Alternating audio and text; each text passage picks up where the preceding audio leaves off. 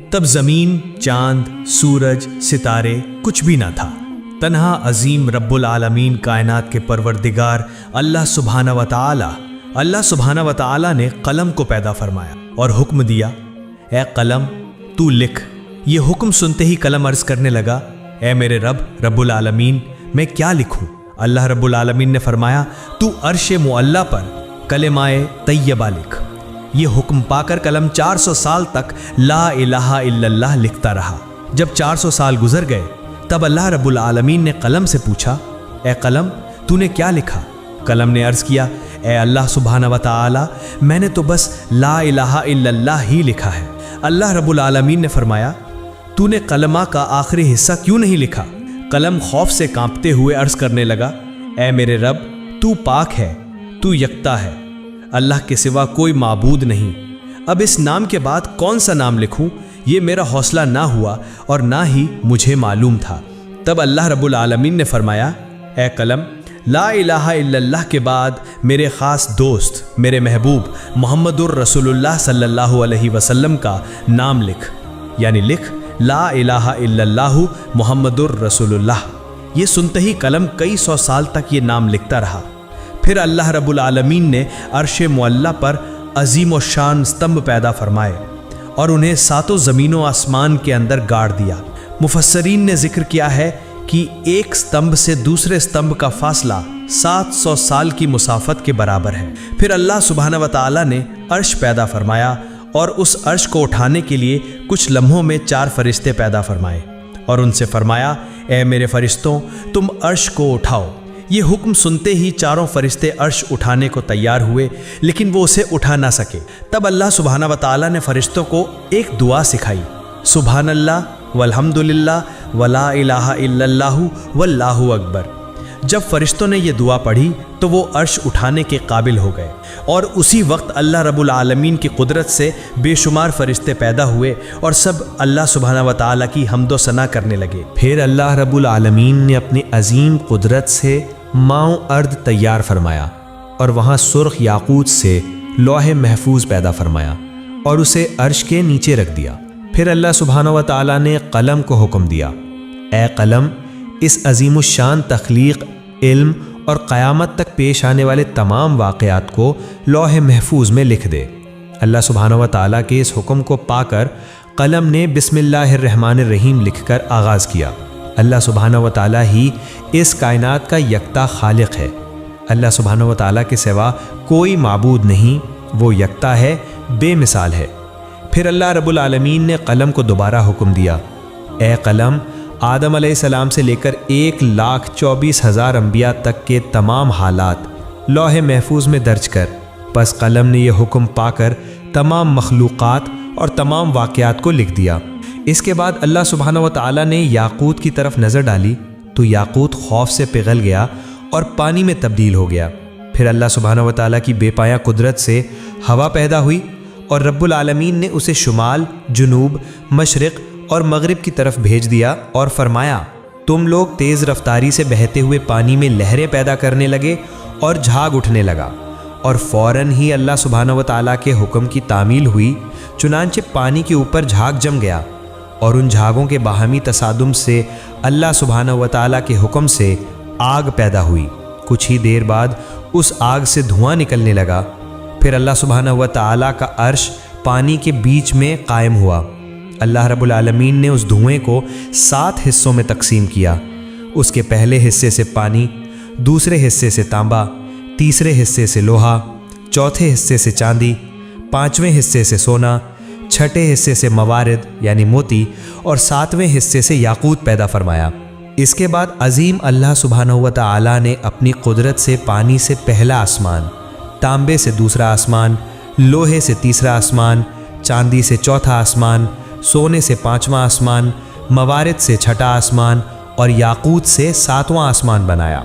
एक आसमान से दूसरे आसमान तक का फासला तकरीबन 500 साल की मसाफत के बराबर है। फिर अल्लाह सुब्हानहू व तआला की कुदरत से पानी से बदलकर एक सुर्ख रंग की मिट्टी की मानिंद चीज़ वजूद में आई।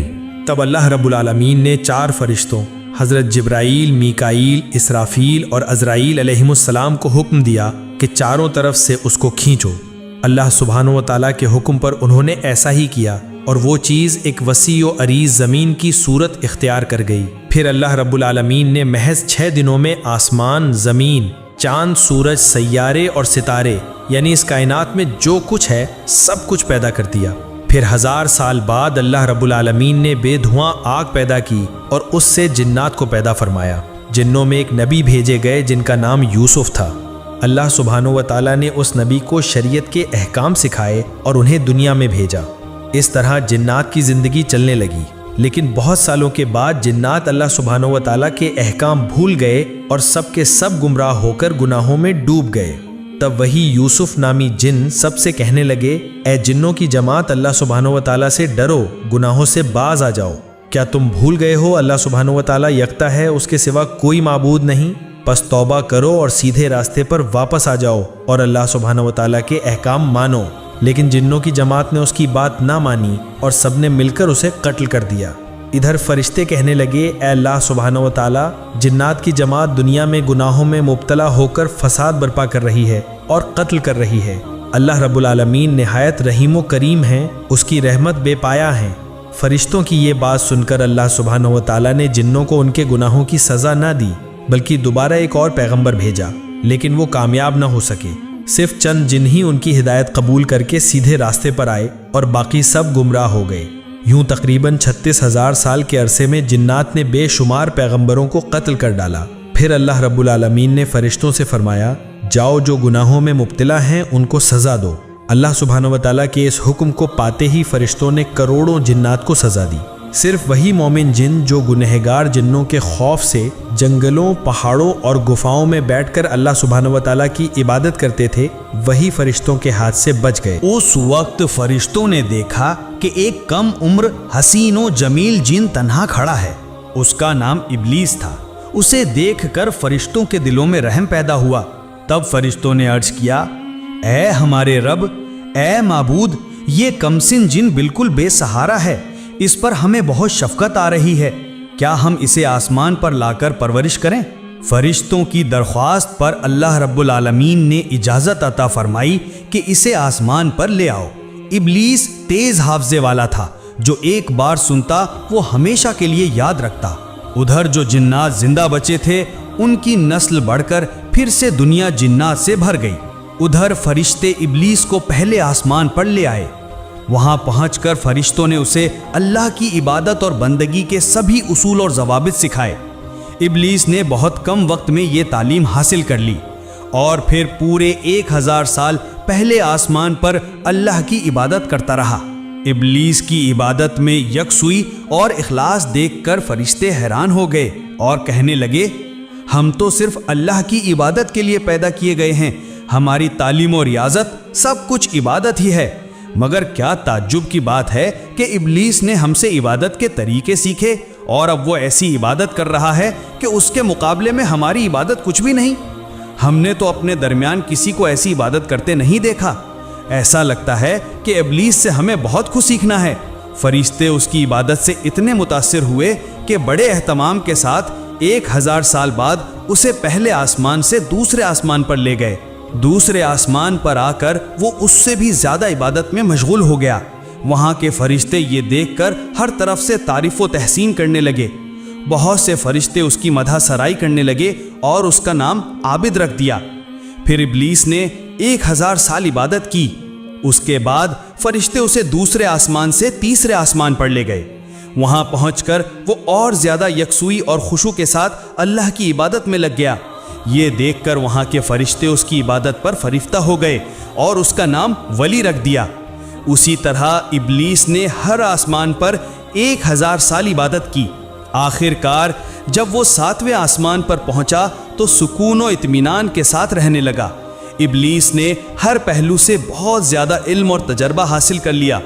تب فرشتوں نے اللہ کی بارگاہ میں دعا کی، اے ہمارے رب، اے اللہ، اگر تو اپنے محبوب ابلیس کو عرش معلی پر اٹھا لے تو ہم اس سے بہت قیمتی نصیحتیں سن کر بہت کچھ سیکھ سکتے ہیں، کیونکہ اس نے ہم سے کہیں زیادہ علم حاصل کیا ہے۔ اللہ تعالیٰ نے فرشتوں کی اس درخواست کو قبول فرمایا اور ابلیس کو عرش معلی کے قریب لے آئے۔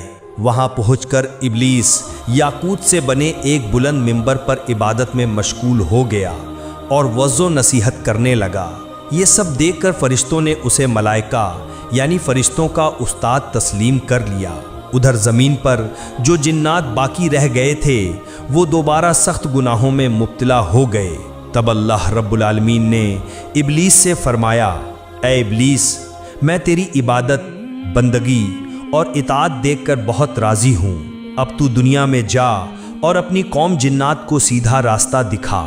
اللہ رب العالمین کا یہ حکم پا کر ابلیس بولا، اے معبود، اے اللہ، میں آپ کے حکم کی ضرور تعمیل کروں گا، لیکن اے اللہ، مجھے ایسی طاقت عطا فرما دیجئے کہ میں دن بھر دنیا میں جنات کو تعلیم دینے کے بعد شام کو دوبارہ یہاں لوٹ کر آپ کی عبادت میں مشغول رہ سکوں۔ اللہ رب العالمین نے ابلیس کی یہ درخواست قبول فرما لی۔ چنانچہ ابلیس بہت خوشی کے ساتھ دنیا میں آیا اور جنات سے کہنے لگا، اے جنوں کی جماعت، کیا تم بھول گئے ہو اس عذاب کو؟ ابھی وقت ہے، اللہ کی طرف لوٹ آؤ۔ اللہ کے سوا کوئی معبود نہیں، گناہ کے کام چھوڑ کر نیک راستے پر واپس آؤ۔ اس طرح وہ جنوں کو بہت دنوں تک ہدایت کرتا رہا، لیکن لگاتار جد و جہد اور سخت محنت کے باوجود تھوڑے سے جنوں کے سوا تقریباً سبھی ابلیس کی مخالفت کرنے لگے اور شدید گناہوں میں مبتلا ہو گئے۔ تب اللہ رب العالمین نے ابلیس سے فرمایا، اے ابلیس، میں تیری عبادت، بندگی اور اطاعت دیکھ کر بہت راضی ہوں۔ اب تو دنیا میں جا اور اپنی قوم جنات کو سیدھا راستہ دکھا۔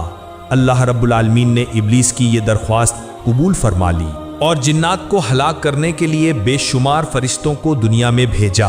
ان فرشتوں کے ساتھ ابلیس بھی تھا۔ پس فرشتوں اور ابلیس کے آنے کے بعد دنیا کے سبھی گنہگار جن ایک ایک کر کے مر گئے۔ دنیا کا کام پورا کرنے کے بعد ابلیس پھر ایک سوئی کے ساتھ اللہ کی عبادت میں مشغول ہو گیا۔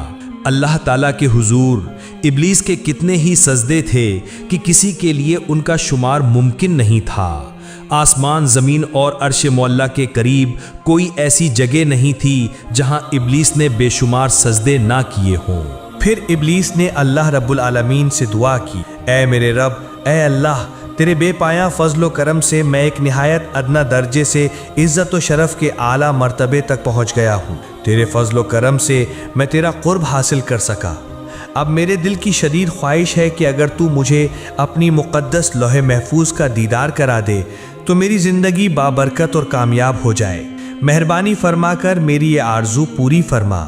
رحمتوں والے عظیم اللہ تعالیٰ نے ابلیس کی یہ دعا قبول فرمائی اور فرشتے مقرب میکائیل کو حکم دیا، اے میکائیل، ابلیس کو لے جا اور لوح محفوظ کے قریب کر دے۔ چنانچہ میکائیل فرشتے نے یہ حکم پاتے ہی ابلیس کو لے جا کر لوح محفوظ کے قریب کر دیا۔ ابلیس اللہ کی اس عظیم الشان مخلوق لوح محفوظ کو دیکھنے لگا اور دعا کرنے لگا۔ اچانک اس کی نظر ایک جگہ پڑی جہاں لکھا تھا، اللہ کا ایک بندہ 6 لاکھ سال تک اللہ کی عبادت کرے گا، لیکن اللہ کا ایک حکم نہ ماننے کے سبب وہ جنت سے نکالا جائے گا، اور وہ بندہ آسمان و زمین میں ملعون یعنی اللہ کی لعنت کا سزاوار کے نام سے جانا جائے گا۔ یہ دیکھ کر ابلیس جارو قطار رونے لگا اور سجدے میں گر پڑا۔ مفسرین کے قول کے مطابق ابلیس نے یہ سجدہ 6000 سال تک کیا۔ 6000 سال بعد جب اس نے سر اٹھایا تو دیکھا کہ اس کی سجدہ گاہ پر لکھا ہوا ہے، لعنت اللہ علی ابلیس، یعنی ابلیس پر اللہ کی لعنت ہو۔ یہ دیکھ کر ابلیس نے اللہ سے دعا کی، اے میرے رب، یہ ابلیس کون ہے؟ میں اسے اچھی طرح سمجھانا چاہوں گا۔ اس کے جواب میں اللہ تعالیٰ نے فرمایا، بہت جلد تم اسے دیکھو گے۔ یہ سن کر ابلیس وہیں کھڑا رہا اور 1000 سال تک یہی پڑھتا رہا، لعنت اللہ علی ابلیس، یعنی ابلیس پر اللہ کی لعنت ہو۔ یہاں ذکر کرنا ضروری ہے کہ اس وقت ابلیس اس نام سے مشہور نہیں ہوا تھا۔ اس کے بعد اللہ رب العالمین نے ابلیس سے فرمایا، اے ابلیس، بتا وہ بندہ جو میری بے پایاں عنایتیں پانے کے باوجود میرے حکم کی نافرمانی کرے، اس کی کیا سزا ہونی چاہیے؟ جواب میں ابلیس نے کہا، اے میرے رب، اے اللہ رب العالمین، ایسے ناشکر شخص پر سخت سزا اور لعنت نازل ہونی چاہیے۔ تب اللہ رب العالمین نے فرمایا، یہ تمہاری یہ بات ایک تختی پر لکھ کر اپنے پاس رکھ لو، بعد میں یہ کام آ سکتی ہے۔ اس واقعے کے کچھ دن بعد ایک دن اچانک ابلیس نے اپنے دل میں سوچنا شروع کیا، اب فرشتوں کی دنیا اور جنات کی دنیا میں کوئی ایسا فرشتہ یا جن باقی نہیں رہا جس نے مجھ سے زیادہ علم حاصل کیا ہو۔ اب تو فرشتوں پر بھی میرا اثر بے مثال ہے، میرے اثر و رسوخ اور قوت کا مقابلہ کرنے والا اب کوئی باقی نہیں۔ میرا خیال ہے کہ رب العالمین کائنات کی تدبیر اور انتظام کی ذمہ داری صرف مجھے ہی دے سکتا ہے۔ اس واقعے کے کچھ دنوں بعد اللہ تعالیٰ کے ایک گروہ فرشتے لوح محفوظ پر ایک تحریر دیکھتے ہیں جس میں لکھا ہوتا ہے، بہت جلد ایک شخص پر اللہ کی لعنت نازل ہوگی۔ یہ تحریر دیکھ کر سارے فرشتوں کا گروہ خوف سے کانپنے لگا۔ وہ کہنے لگے، نہ جانے وہ بد نصیب کون ہے جس پر یہ بدقسمتی نازل ہوگی۔ سب فرشتے فکرمند اور پریشان ہو کر روتے روتے اپنے استاد ابلیس کے پاس حاضر ہوئے۔ ابلیس نے انہیں دیکھ کر کہا، کیا بات ہے، تم سب یوں کیوں رو رہے ہو؟ تب فرشتوں نے کہا، اے استاد، لوح محفوظ میں لکھا ہے کہ ایک شخص پر اللہ کی لعنت نازل ہوگی، اسی سوچ اور خوف کی وجہ سے ہم رو رہے ہیں۔ استاد، آپ ہمارے لیے دعا کریں کہ ہم اللہ کی لعنت سے بچ سکیں۔ ابلیس نے یہ سب سن کر مسکرا دیا اور اللہ تعالیٰ کے دربار میں دعا کی، اے میرے رب، اے مہربان اللہ، تو ان فرشتوں میں سے کسی پر بھی لعنت نہ فرما۔ اللہ رب العالمین نے فوراً ابلیس کی یہ دعا قبول فرما لی۔ کچھ دنوں بعد ایک دن ابلیس نے عرش معلیٰ کے ایک تخت پر روشن نور کی حروف میں ایک تحریر دیکھی۔ وہاں لکھا تھا، اعوذ باللہ من الشیطان الرجیم، یعنی میں اللہ تعالیٰ کی پناہ مانگتا ہوں اس مردود شیطان سے۔ یہ تحریر دیکھ کر ابلیس سخت حیران ہوا اور اللہ سے پوچھنے لگا، اے میرے رب، وہ کون بدبخت شیطان ہے جس سے بچنے کے لیے تیری پناہ مانگنے کا حکم لکھا گیا ہے؟ اللہ رب العالمین نے فرمایا، بہت جلد تم اسے پہچان لوگے۔ ادھر جنات میں فساد برپا کرنے والوں کو ہلاک کر دینے کے بعد اللہ رب العالمین نے اعلان فرمایا، اے میرے فرشتوں، میں زمین پر ایک نیا خلیفہ پیدا کرنے والا ہوں۔ یہ اعلان سن کر تمام فرشتے اللہ تعالیٰ سے عرض کرنے لگے، اے ہمارے رب، اے مہربان اللہ، کیا آپ ایسا نمائندہ پیدا کریں گے جو زمین میں فتنہ اور خون ریزی کرے گا جیسے پہلے ہوا تھا؟ حالانکہ ہم تو تیری تسبیح اور حمد بیان کرتے ہیں۔ اس وقت اللہ رب العالمین نے فرمایا، بے شک میں وہ جانتا ہوں جو تم نہیں جانتے۔ پھر اللہ رب العالمین نے حضرت جبرائیل علیہ السلام کو حکم دیا، جبرائیل جاؤ اور زمین کی سطح سے ایک مٹھی مٹی لے آؤ۔ حضرت جبرائیل علیہ السلام یہ حکم پا کر فوراً زمین پر اترے۔ جہاں آج کعبہ موجود ہے وہیں سب سے پہلے ایک مٹھی مٹی لینا چاہیے، لیکن زمین بول اٹھی، اے جبرائیل، مجھ سے مٹی مت لو، اس مٹی سے اللہ رب العالمین جو خلیفہ پیدا کریں گے ان کی اولاد نہایت گناہگار اور سزا کی مستحق ہوگی۔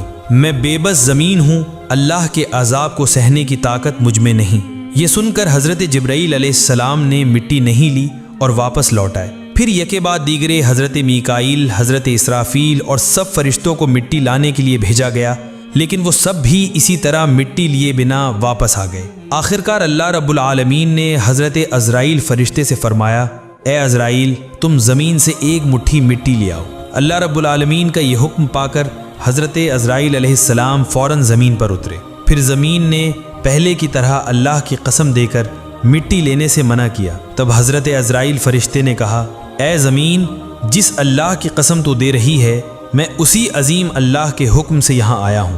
میں اس اللہ تعالیٰ کے حکم کی نافرمانی نہیں کر سکتا، لہٰذا میں ضرور ایک مٹھی مٹی لے کر جاؤں گا۔ یہ کہہ کر حضرت عزرائیل علیہ السلام ایک مٹھی مٹی لے کر عالم بالا میں پہنچے اور اللہ کے حضور عرض کیا، اے اللہ، آپ سب کچھ جاننے والے، سارے جہانوں کے پروردگار ہیں، میں نے آپ کا حکم بجا لایا۔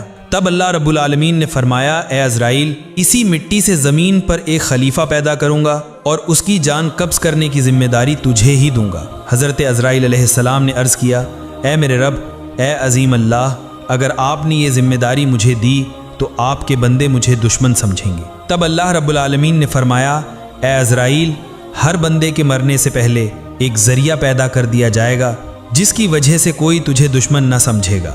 پھر اللہ کے حکم سے فرشتوں نے اس ایک مٹھی مٹی کو طائف اور مکہ مکرمہ کے درمیان رکھ دیا۔ پھر اللہ کی رحمت کی بارش اس پر نازل ہوئی۔ 2 سال تک وہ مٹی بارش سے بھیگ کر کیچڑ بنی، 6 سال خشک مٹی میں بدل گئی، اور 8ویں سال حضرت آدم علیہ السلام کی شکل تخلیق کی گئی۔ پھر ایک دن ابلیس 70,000 فرشتوں کو ساتھ لے کر حضرت آدم علیہ السلام کے پاس آیا اور دیکھا کہ ان کا جسم پنجر کی طرح زمین پر رکھا ہے۔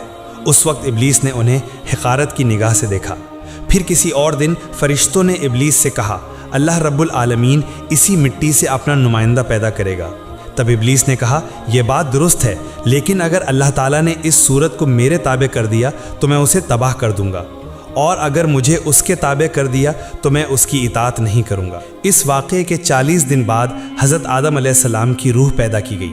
پھر اللہ رب العالمین نے تمام فرشتوں کو حکم دیا، اے فرشتوں، تم سب آدم کو سجدہ کرو۔ تمام فرشتوں نے حضرت آدم علیہ السلام کو سجدہ کیا، لیکن ابلیس نے سجدہ نہ کیا۔ تب اللہ رب العالمین نے فرمایا، اے ابلیس، جسے میں نے اپنے دونوں ہاتھوں سے پیدا کیا، اسے سجدہ کرنے سے تجھے کس چیز نے روکا؟